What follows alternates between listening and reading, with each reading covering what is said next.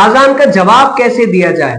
आजान तो आती है, हम भी कहते हैं भाई आजान आ रही है, लेकिन जवाब कैसे दिया जाए, इसके बारे में कैसे पता चलेगा कि आजान का जवाब देना क्या है।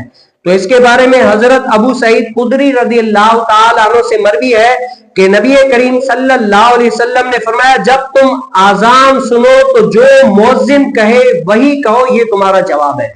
क्या है? जो मुअज्जिन कहे वही तुम कहो, ये तुम्हारा जवाब है। और हजरत सैयदना मुआविया, ये भी जब मुअज्जिन को सुनते, आजान देता जो मुअज्जिन, तो हजरत सैयदना मुआविया रज़ी अल्लाह ताला अन्हु भी वही कलिमात दोहराते जो मुअज्जिन दोहरा रहे। और उसके लिए आगे आएगा इंशाअल्लाह काफी नेकियां, लाखों के बराबर एक एक कलमे के एवज नेकियां हैं जो वो आजान के कलिमात दोहरा रहा होता है। मैंने सोशल मीडिया पर एक पोस्ट देखी कि आज हमारे इंसान जो है ना, लोग हैं, वो आजान का जवाब देने के लिए सबर नहीं करते। वो सबर किसके लिए करते हैं कि आजान खत्म हो जाए फिर हम अपने काम काज में मसरूफ हो जाए।